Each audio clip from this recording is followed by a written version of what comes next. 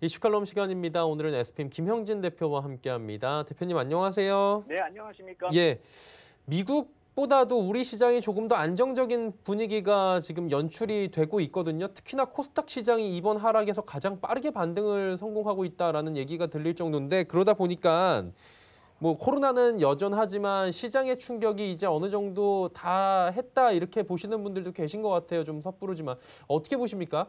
예, 맞습니다. 지금 코로나가 주는 영향이 예. 일단 지표로 나타나기 시작했거든요. 그런데 그것이 선반영되었다라는 식으로 해석이 되기도 하고 시장이 아마도 진짜로 선반영이 된 것일 수도 있다라는 생각이 듭니다. 오늘 공개된 한국의 3월 수출입 지표도 예상보다 좀 선방을 했기 때문에 그래서 시장은 한숨 돌렸다 이렇게 볼 수도 있겠는데 설사 좀 안 좋게 나왔어도 그렇게 많은 충격을 주지는 않지 않았을까 이렇게 생각이 됩니다. 다만 향후도 이렇게 좀 선방이 지속될지 그거는 좀 걱정이 되기도 한다 이 말씀을 드리겠고요. 근데 국내외 동조화되는 그런 정책 효과가 이러한 악영향을 줄이고 있는 건지도 이 정책 효과도 좀 주목할 필요가 있다라고 생각이 드는데 특히 미국의 FRB가 취하는 그 시장하고의 소통은 이번 악재 발생 때 상당히 큰 역할을 했다 이렇게 생각이 됩니다.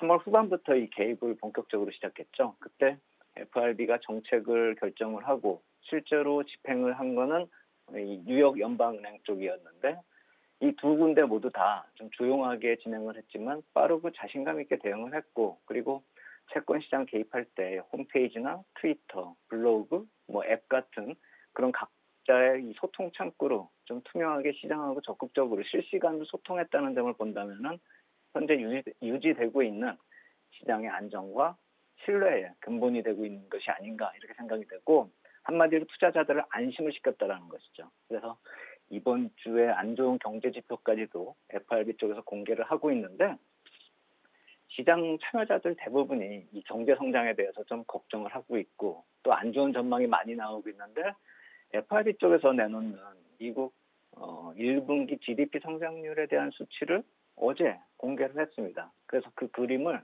제가 이 세인트루이스 연방은행에서 공개한 그 자료를 좀 캡처를 해왔는데요. 1분기 GDP에 대한 그 불안한 전망이 2월에 안 좋았었던 전망보다 3월에 더 안 좋아지고 있는 것을 그대로 공개하고 있다는 것이죠. 그 그림을 보면은 이 설명이 이 그림에 나와 있듯이 2분기에 전망을 했었던 막대기 그래프가 이 파란색 선이란 말입니다. 그리고 이 3월에 공개 전망을 한 그런 자료 리비전 데이터를 공개한 것이 지금 핑크색으로 나오는 것이고요. 그 높이를 비교해 보시면은 오른쪽에 푸른색 선이 좀 더 위로 높다 이렇게 볼 수가 있겠죠. 그게 제로 성장률입니다. 그러니까 1분기의 성장률이 2월까지만 해도 이제 제로에 근접할 거다. 이렇게 좀 안 좋게 전망을 했는데 3월 들어서는 거의 마이너스 성장률을 전망이 된다. 이렇게 지금 시장에 공개를 하고 있는 것이죠. 그렇다면은 채권 시장 개입뿐만 아니라 경제에 대해서 현재 상황에 대해서 투명하고 빠르고 자신감 있게 대응을 하고 있다는 점. 이래서 우리가 정책을 지금 개입하고 있다. 이렇게 나타내고 있는 것이죠. 이 GDP뿐만이 아니라 여러 가지 데이터를 계속 공개를 하고 있습니다. 일주일에 서너 개씩 공개를 하고 있는데 사실 실업률이나 뭐 고용이나 이쪽에 대해서도 전망치를 계속 이렇게 비공식적으로 좀 전망치를 내놓고 있다라는 점을 생각을 해본다면은 시장 신뢰를 만들고 안정되는 모습으로 이어지는 데 있어서는 FRB가 지금 상당히 신경을 쓰고 있다. 결국 악재의 영향을 미리 좀 시장과의 소통을 통해서 시장에 녹아들게 만들고 있다는 점 우리가 좀 주목할 필요가 있겠다. 그래서 시장이 안정돼 보인다. 이렇게 말씀을 드리겠습니다. 지금 경제를 지키기 위해서 각국이 지금 엄청난 노력을 하고 있는 겁니다. 코로나19로 인해서 아직까지 뭐 어떠한 기업이 도산한 건 아닌데 그 도산을 막고 계속해서 경제 성장률을 지키기 위해서 어마어마한 돈을 지금 각국이 계속 풀고 있잖아요. 이게 효과가 이제 어느 정도 나타나면서 시장 안정화에 기여하고 있다고 봐도 되겠죠? 예, 제가 그래서 지난주에도 비슷한 표를 하나 네네. 만들었었는데요. 그때는 미국 물가채하고 하이힐드 이걸 비교를 했는데요. 오늘은 중장기 국채하고요, 하이힐드하고 이머징 마켓 채권 이쪽 수익률 흐름을 제가 좀 비교를 한 표를 만들었습니다. 그래서 표 안에서 보면은 이렇게 붉은 박스권으로 제가 이렇게 표시를 한 게 채권 랠리가 시작했었던 작년 6월 이후의 시세 구간이거든요. 이 푸른색 선을 그 구간에서 보면은 미국 중장기 국채인데 고점을 넘어선 거를 이제 다시 또 다 회복을 해버린 것이죠. 그렇다면 미국 국채 시장은 지금 전혀 피해를 안 입었다는 겁니다. 이번 일에 있어서. 오히려 지금 뭐 최고치 좀 뚫고 넘어가려고 막 하는 그런 모습 아닙니까? 그리고 붉은색 선이 하이힐드인데 이 지난주에도 말씀을 드렸듯이 어느 정도 선까지만 반등을 한 것이고 그리고 검은색 선이 하이힐드고요. 그리고 이머징 마켓이 붉은색인데 이 두 개가 비슷하게 좀 반등을 하긴 했지만 2019년 6월 랠리가 시작이 됐었던 그런 붉은 박스권까지 아직도 좀 먼 상황이고 그리고 그 하단조차도 지금 가지 못하고 있는 거 아닙니까? 미국 국채는 그 상단을 벗어나서 지금 최고치를 향해 가고 있는데요. 그래서 2010년 말에 시세도 아직 회복을 못했다라는 점을 본다면 아직 이 기업이나 이머징 마켓 쪽은 갈 길이 아주 멀다 이렇게 볼 수가 있는 것이죠. 그리고 이 표에는 제가 표시를 안 했지만 독일 국채 같은 그 유로본드 같은 경우는 작년 6월 시세, 그러니까 그 붉은색 박스권의 하단 정도까지 회복한 그런 모습이기 때문에 중간 정도 위치에 놓여 있다 이렇게 볼 수가 있는 것이죠. 그렇다면은 우리가 여기서 어떤 걸 따져볼 수 있냐면은 미 국채하고 유로본드도 좀 차이가 약간씩 벌어지고 있고 이머징 마켓은 아주 많이 벌어지고 있다는 것이죠. 그래서 미국 중심의 선진 자산 시장이 좀 빠르게 안정을 보이고 있고 미국의 기업하고 이머징 마켓은 일정 부분 회복만 되고 있는 상황이어서 위험자산 선호 현상의 본격 회복이다 이렇게 보기는 아직 이르고 또 저 표에 나와 있는 것을 좀 우리가 감안을 해본다면 미국채하고 유로금리, 그러니까 리보 간의 차이를 구하는 그 테드 스프레드하고요. 또 이머징 채권과의 그 스프레드 구하는 EMBI 스프레드 같은 경우가 악화가 지속되고 있다. 이걸 추정이 가능하죠. 왜냐하면 그 두 개의 그 채권식을 비교를 해가지고 크레딧 지표를 계속 우리가 발표를 하니까요. 그래서 제가 이 크레딧 지표를 그대로 이렇게 가져온 게 아니라 저렇게 채권 수익률을 지금 비교를 하고 있는 것은 그것이 실시간으로 우리가 비교를 할 수 있기 때문에 매일같이 또 실시간으로 비교할 수 있기 때문에 저 채권 수익률로 비교를 한 것이죠. 결국 미 국채가 급락을 했다가 빠르게 회복하고 있는 그런 상황이긴 한데 다른 쪽 자산이 아직 회복을 못하고 있기 때문에 이런 크레딧 지표가 좀 벌어진 상태이긴 한데 미국 국채가 빠르게 좀 회복을 보이고 있다라는 상황이기 때문에 크레딧 지표가 계속 악화된다라기보다는 미국을 따라갈 가능성이 크기 때문에 조만간에는 이머징 마켓이나 유럽 쪽에 결국 테드 스프레드나 EMBI 스프레드가 모두 다 좀 호전될 수 있는 그런 가능성을 가지고 있다. 그것이 지금 말씀드리려는 4월의 가능성이 높아지고 있다. 이렇게 보시면 되겠습니다. 그렇다면 이제 4월에도 정부의 정책 개입은 계속 될 것 같거든요. 문우신 재무장관도 필요하다면 더 하겠다. 파월 의장도 하겠다 그랬고 뭐 우리나라도 적극 개입 의지를 밝혔는데 어떤 식으로 이번에는 좀 이루어질까요? 예, 그래서 이쪽 채권 개입 쪽에 대해서는 3월과 마찬가지로 4월도 계속 이어질 것이고 그 방식에 있어서는 유동성 공급이 더 커질 것이다 이렇게 볼 수가 있습니다. 왜냐하면은 FRB 대차 대조표를 오늘은 표를 가져오지 않았지만 급증 추세에 이미 진입한 상태거든요. 그래서 2017년에 그 최고치를 기록했었던 4조 5천억 달러를 넘어섰습니다. 연준 자산이요. 5조 3천억까지 지난주에 늘어났습니다. 그래서 제가 누누이 말씀을 드렸었던 3월 후반부에 미국 채권 발행이 1분기 중 상대적으로 큰 물량이어서 그에 맞춰서 공급 물량이 늘어날 수 있다. 달러 공급 물량이요. 그 말씀을 드렸었던 것 마찬가지로 일주일 동안 무려 달러가 6천억 달러나 공급이 된 겁니다. 지난주에요. 그렇기 때문에 안정이 되고 있는 것이고요. 그래서 2분기를 만약에 생각을 해본다면 전체적으로 이 채권 물량을 비교했을 때 제가 왜 채권 물량 비교하는지 말씀을 드렸죠. 이걸 통해 가지고 달러가 들어오니까요. FRB가 이쪽을 통해서 공급을 하니까요. 근데 이 미국의 채권 중기물 발행 규모가 6,970억 달러입니다. 무려 2분기엔 그렇게 늘어난다는 것이죠. 그래서 1분기보다 280억 달러가 좀 늘어나고 작년 같은 기간보다 190억 달러가 늘어나는 겁니다. 근데 이 중에서 4월 중기물만 좀 비교 따로 떼어내어서 오면은 한 3분의 1가량이 되는 거죠. 2,220억 달러.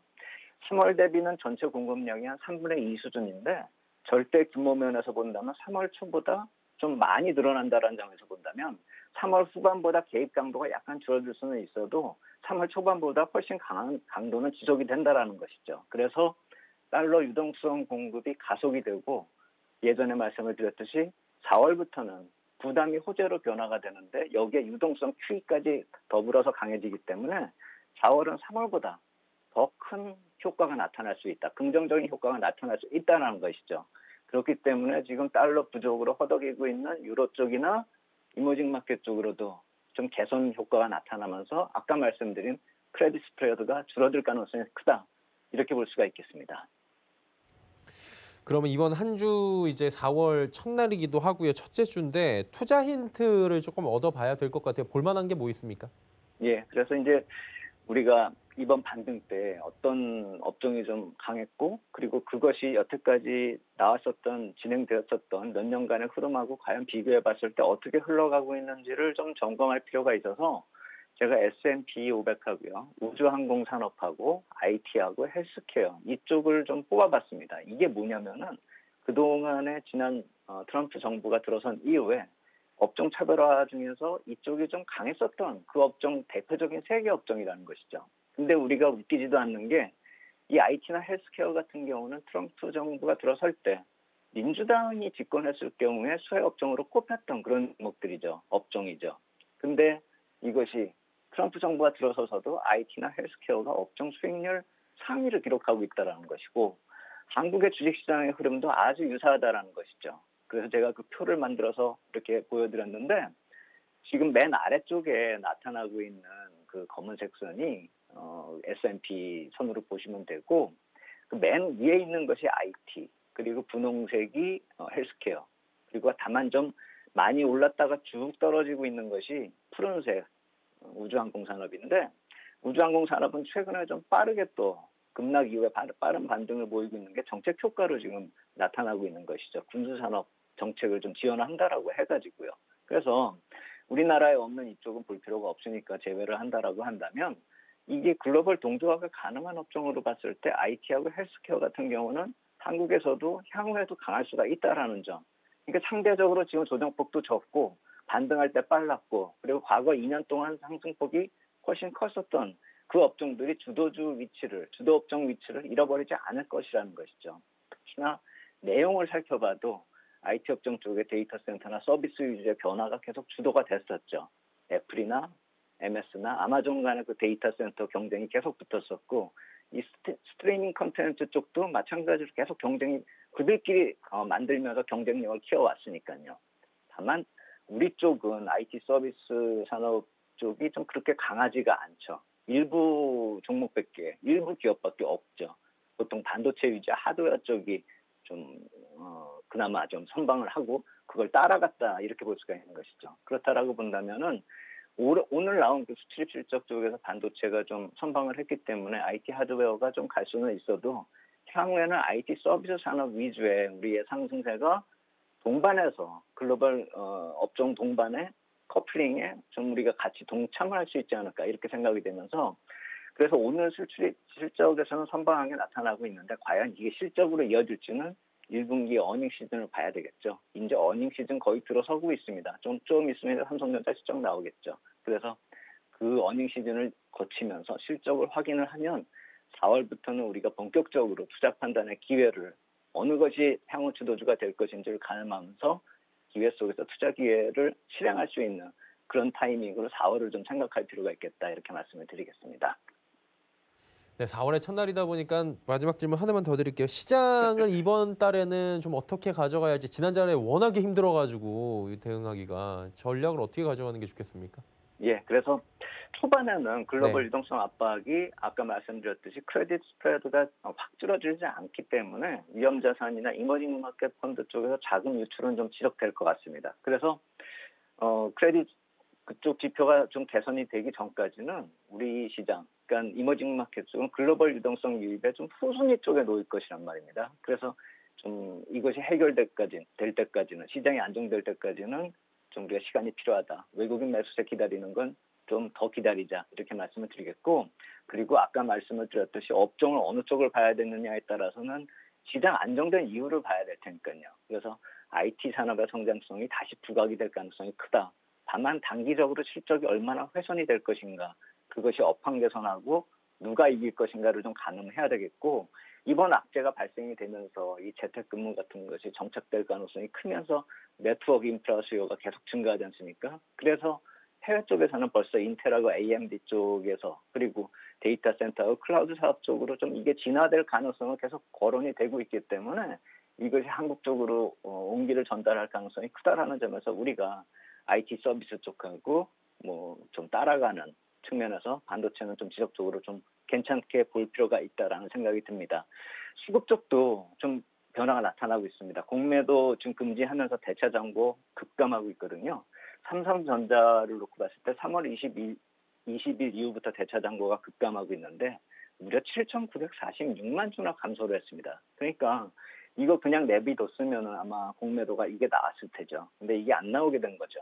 결국 파생 상품 쪽에서는 지수 선물은 좀 매수를 하면서 지수 선물 쪽 매도를 계속 끌고 가기 때문에 완벽히 모든 게 해결됐다라고 보기는 힘듭니다.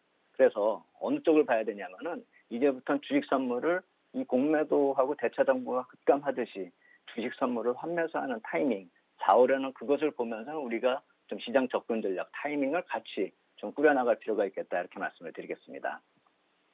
네, 4월의 투자 전략들까지 체크 포인트까지 들어봤고요. 오늘 말씀 여기까지 듣도록 하겠습니다. 고맙습니다. 감사합니다.